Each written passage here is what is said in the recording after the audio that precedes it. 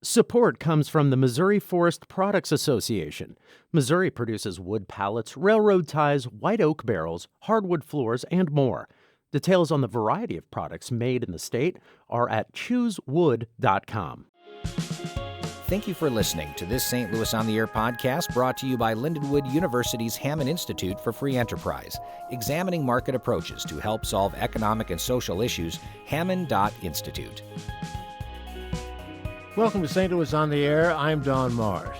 Today the subject is selfies. You see people taking them all the time, pictures of themselves, capturing a moment. You might ask yourself, what drives people to memorialize these moments? It's a question we have. Now there's a place in St. Louis where people can go specifically to take selfies. It's called the Selfie Room. It's on Washington and features interactive displays against which to take a perfect selfie. Joining us by phone from Kansas City is Erica Klotz, co-owner of the Selfie Room. In the studio are Amber Hinsley, an associate professor in SLU's Department of Communication. Jennifer Siciliani is an UMSL professor of behavioral neuroscience. Thank you all so much for being with us. Great to have you. Thank you. Thank you much. Let me begin with you, Erica. What made you think that people want or need a special place to take selfies? You know, this is not a new concept. It's just new to the city of St. Louis. They're popping up all over the place and doing very, very well. And I think the reason for that is the selfies has been around for a while now. I was taking selfies 10 years ago when I was in high school, and it's still not going away. It's actually, if anything, getting more widespread as people, you know, with Instagram wanting to be, you know, an influencer or a fashion blogger or things like that, just taking pictures of themselves. I think providing that safe space to do so where it's not shamed or anything like that is really, you know, it's really doing well. And I think people like that concept. And it's a good time. Wow. It just seems to me that you see people taking them all the time. There's no shortage of places for people to take selfies. They do it everywhere. Oh, absolutely. And there's some stat, which I'm probably going to mess it up on the spot here, but there's a stat out there where it's like there's 9,000 selfies taken each second of every day around the world. Like it's something crazy like that. That may be low. It might be low, yeah. Tell us a little bit about the space. So it's a 3,000 square foot space where you'll have 12 different backdrops that you can take those photos in. Just a few examples. We have the rubber ducky room, and we have a giant minty fresh ball pit room. So you can get into the ball pit, throw balls in the air, get fun photos, you know, of yourself as well as your friends, kind of climbing around in the, you know, different spaces around the selfie room. It sounds like it might be geared more toward very young people. It is geared towards every age. You know, it is more of a fun kind of place for, you know, you'll see like the ball pit and things like that where, you know, younger crowd will definitely love. But even as an adult, you know, I can't remember the last time I was in a ball pit, but when I got in there, it was so nostalgic. And just climbing around was just so much fun. And so we do see a lot of kind of like people going out, you know, on Washington Avenue where we're located. We got a lot of girls' night out where they're already getting dressed up. They already look great. So they'll stop by before they hit the bars to memorialize their outfits and their makeup and all of that. And it's really, really kind of a fun thing. So aside from the ball pits and the rubber ducky or whatever, you do have some formal settings? So we have kind of like whimsical backdrops that are a little more neutral where you become the pop, if you will. So we kind of have like a little bubble room where you're kind of surrounded by little bubbles. We have the balloon room. We have these white balloons, very stark. And then if you're wearing color, you're going to pop on that backdrop. We also have Valentine's Day themes right now. So we're going to be switching up the themes quite frequently throughout the year, at least once a quarter. And so right now we have like the love room where we have these giant love letters behind you, and you can throw rose petals in the air and have them falling around you. So a lot of movement in those kinds of photos. And then we have like the heart room and the candy room.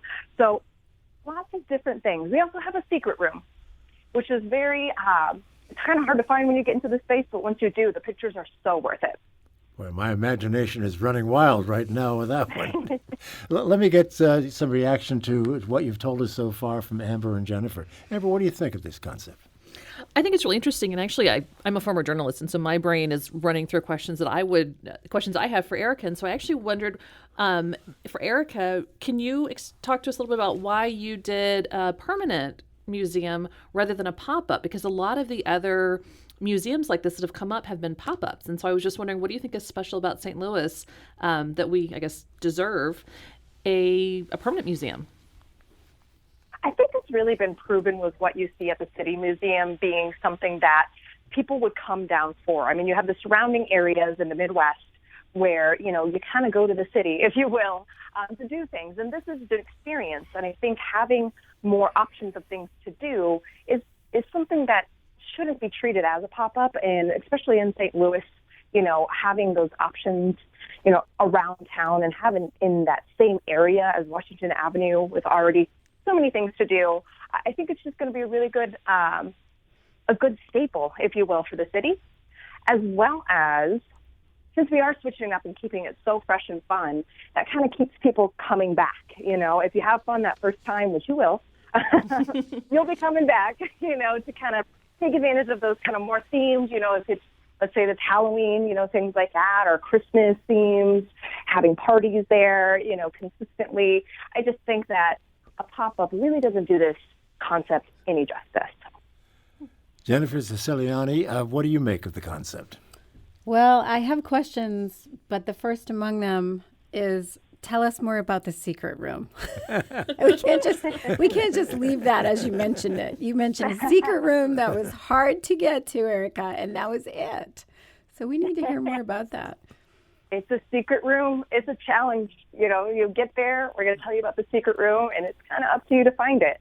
But just to kind of give you a little hint about what it is, so it's got some super cool lighting in the background, and it's kind of like long and narrow, if you will, and so that really makes for fun photos and just kind of like, I guess you could say cool photos more than whimsical. So just very almost like you're in a music video. So those are really cool shots. But do you have to be 21 to enter the secret room?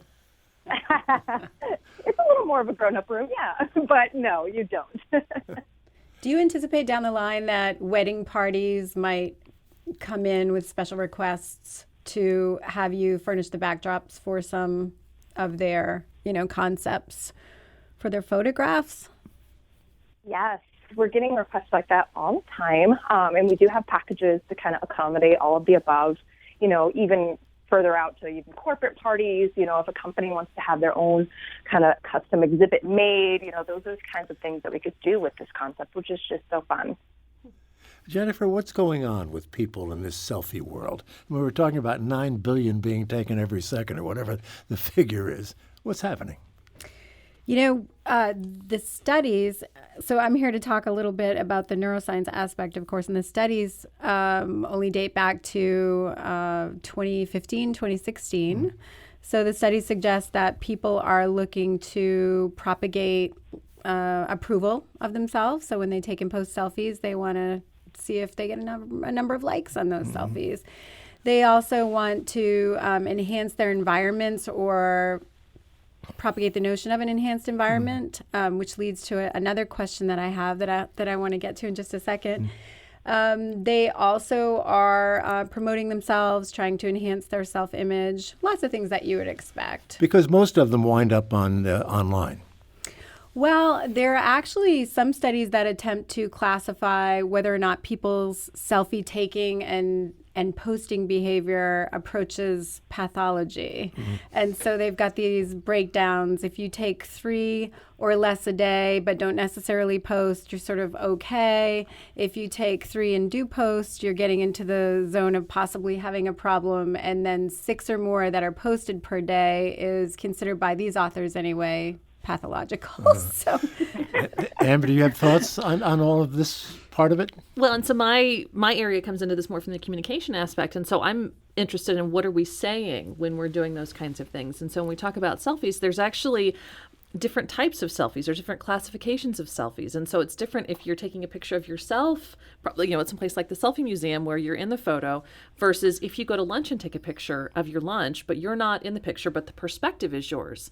And so for communication standpoint, you're saying different things with those types of photos, and looking at it from a visual communication standpoint.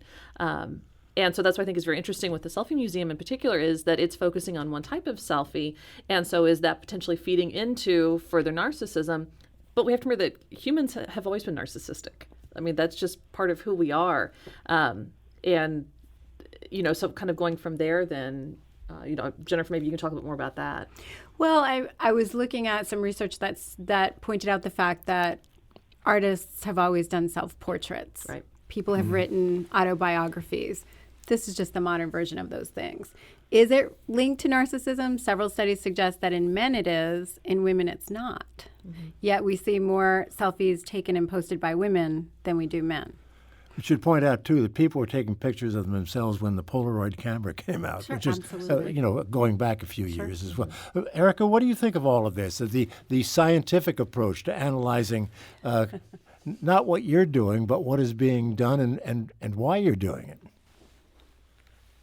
I was some of the comments you ladies made just made me kind of think, and I actually Googled the first ever selfie, and here's what Google says.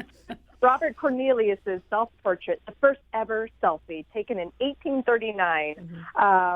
This was the first ever, selfie, which is defined as a photograph that one does or one has taken of oneself, typically with a smartphone or web camera. But this is so funny. It's like this black and white, like printed thing of this guy who just obviously put his camera up somewhere and, kind of took a picture, jumped back, and he's in the photo. So I think, it's more of we all know we're aging as well. And taking that, picture of yourself in that moment in time is almost, I think, a subconscious effort to just say, here's what I look like. I want to take this photo and look back at it and be nostalgic of that time in my life. There's that aspect of the psychology, I think, as well, where it's more of I'm capturing this because I want to remember that I did my hair a certain way. And when I had my hair a certain way, I met a certain person that was, impactful in my life or something like that.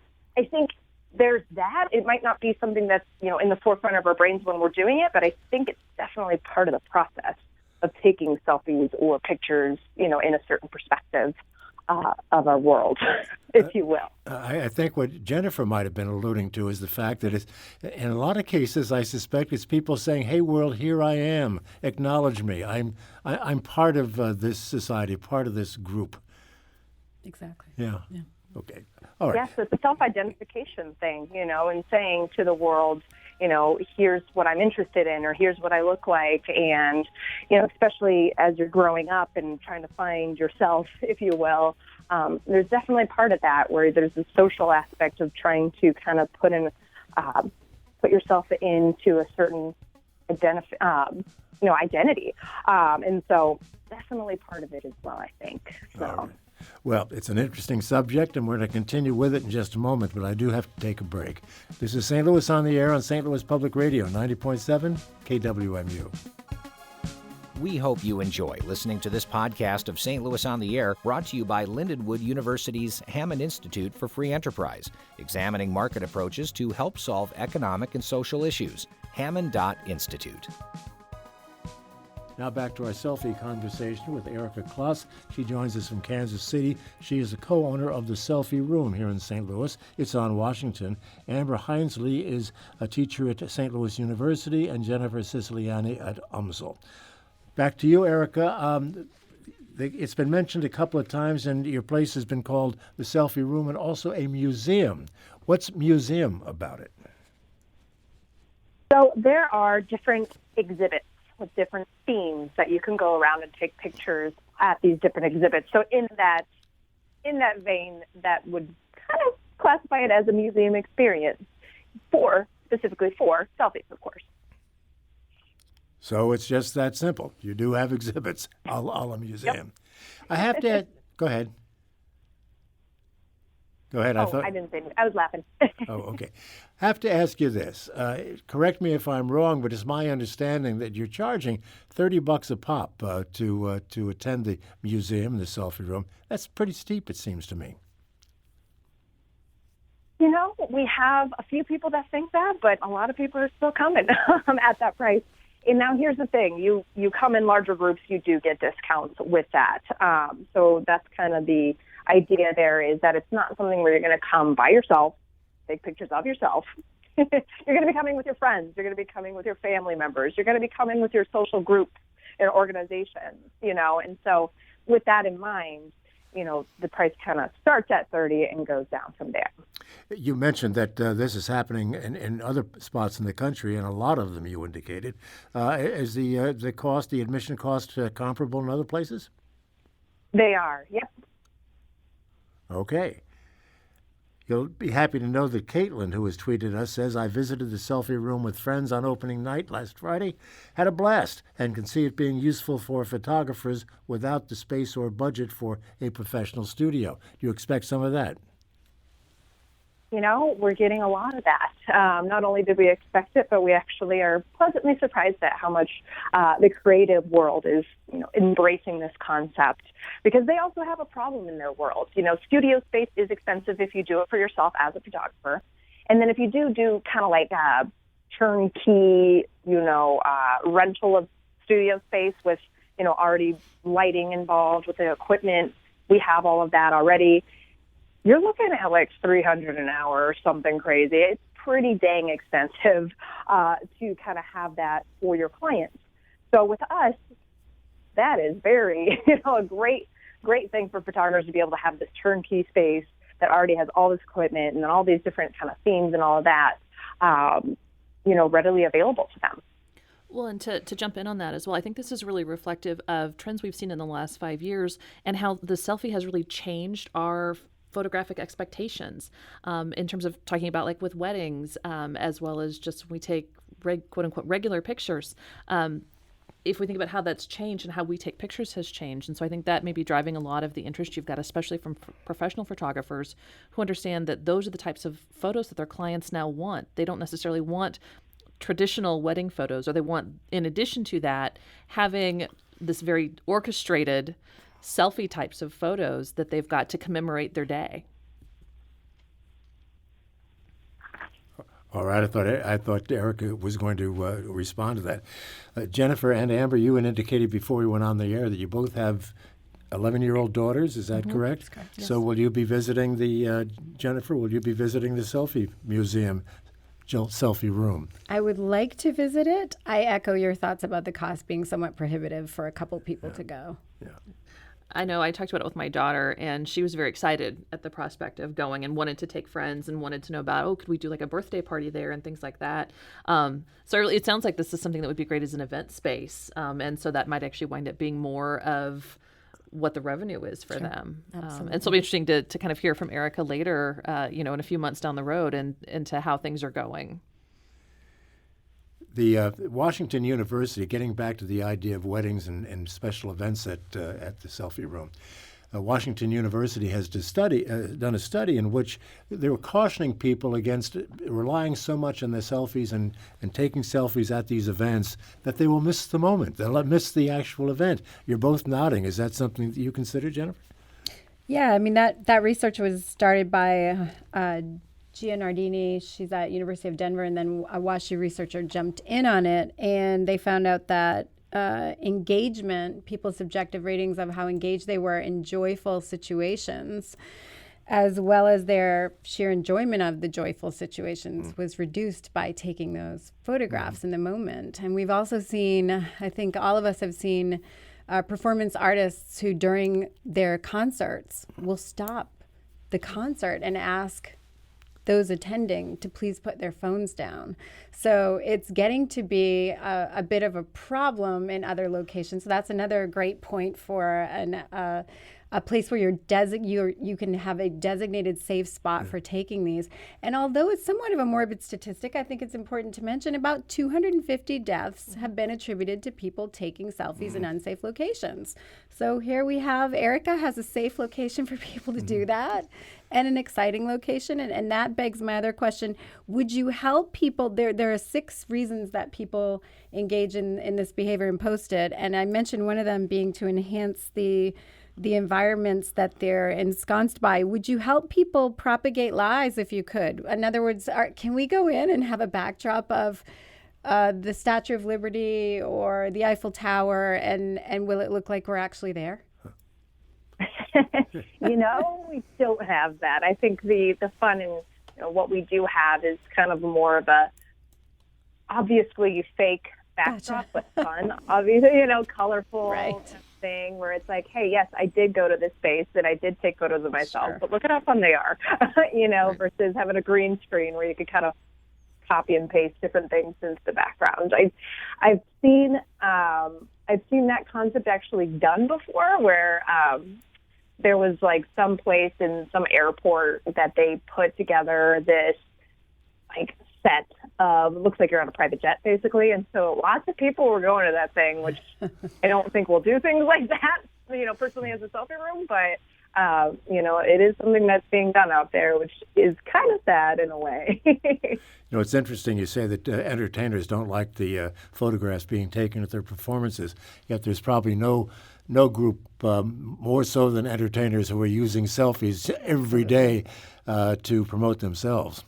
Let's take a couple of telephone calls here. We'll start with Mary, who's calling from St. Louis. Mary, thanks for calling. You're on the air. Hi, how are you? Great, how are you?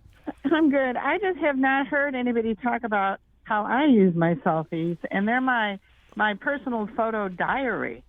So I can go back through what have I been doing lately, where have I been. It has nothing to do with posting, but it's just my personal information where I can go back and see, I hiked on this trail on this day, or I went and saw these grandchildren.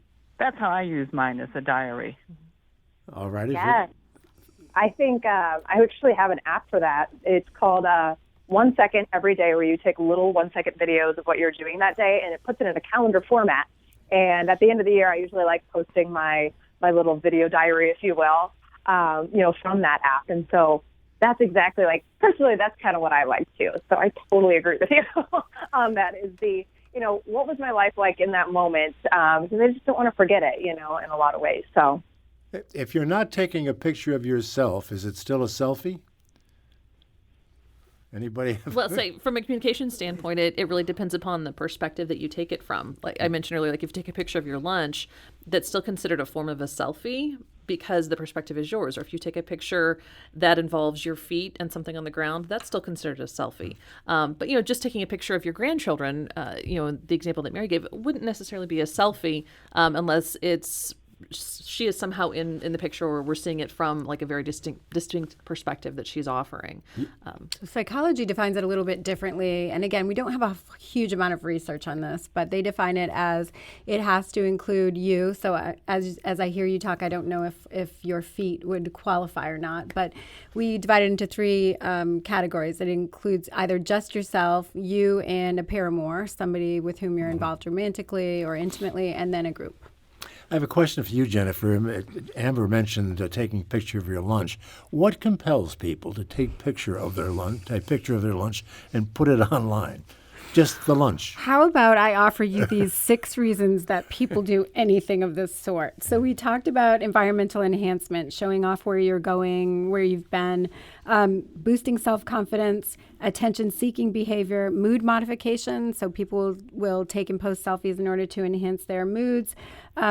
In an attempt to engage in social competition. So they'll take selfies and post those in an attempt to show their social cohesion, their social affiliations. And then the last reason is subjective conformity, which is fitting in with a group. So that gets to Erica's, it sounds from what you've said so far, Erica, that really the group dynamic is going to kick into play here, or you've been seeing that kick into play at your place and other places. So I expect that will propagate or that will encourage a lot of people to go there. And I do think you'll see a lot of folks coming in groups. And really, group selfies encompass all 6 of those sort of needs that selfies fill. Erica, maybe more complicated than you thought when you got into this, huh? I've always been fascinated with it, me being guilty of taking, just selfies by myself or with groups and all that, just as I've grown up, I'm, kind of a mid-range millennial, if you will. And so I think I knew the days before the internet, and I also saw the internet kind of in the social networks become a thing over time. And I was still pretty young, at that point too. So kind of grew up with it, if you will. So it's just, for me, it's just kind of an interesting thing, all around, and always has been. So. Well, let's take another call. As time begins to wind down, we'll bring in Mike calling from St. Louis. Mike, you're on the air. Go ahead. Hi, Don. Interesting discussion, because I think we may have overdone selfies by now a little bit, but it's really a fundamental human need. And either Freud's daughter or granddaughter redid all his experiments a number of years ago and discovered that it wasn't sex that was the main drive. It was a need to be acknowledged. I think that's what selfies kind of do. They put us out to kind of be acknowledged by putting our pictures and our food. I do a lot of food. I don't do my ugly face. I do a lot of food out there. And I think that's the fundamental thing, is the need to be acknowledged. Mike, thanks for the call. I think we've acknowledged that earlier in the program. Yeah, doesn't seem to be any question about that. We have Madonna in Crestwood emailing us saying a lot of travelers have experienced the rudeness of being poked in the back of the head with a selfie stick or moved out of the way so someone else can take the perfect Instagram selfie. Does your guest have any suggestions as to how to deal with rude selfie seekers? Well, that's not going to be the case at your place, Eric, I assume.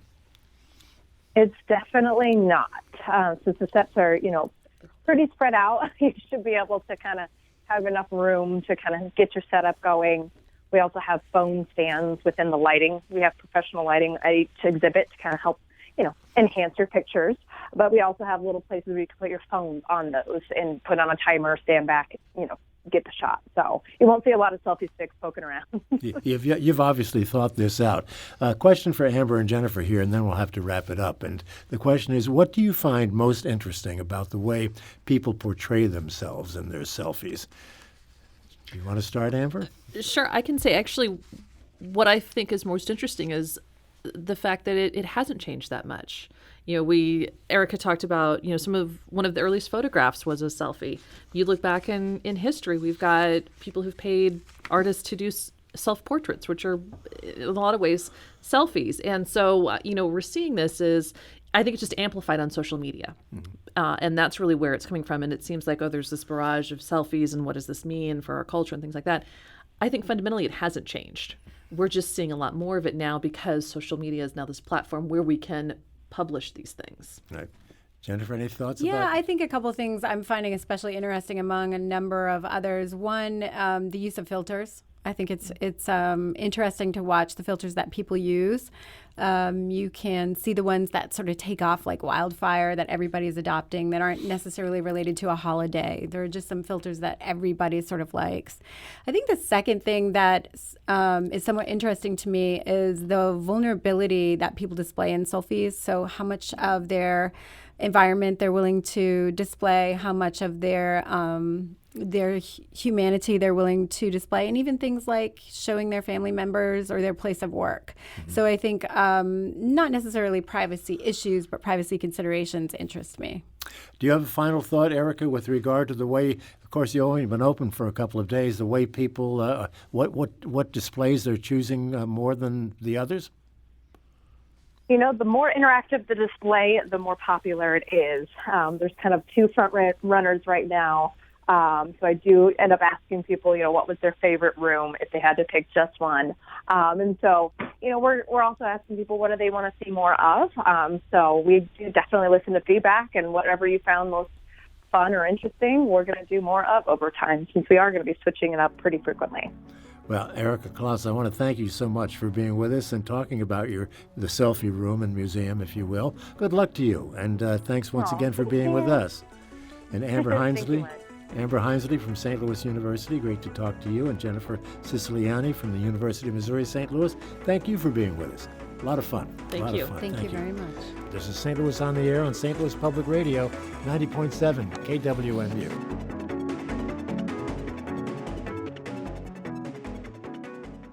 Support comes from the Missouri Forest Products Association, providing more than 41,000 jobs in the production of wood pallets, railroad ties, white oak barrels, hardwood floors, and more. Details at choosewood.com.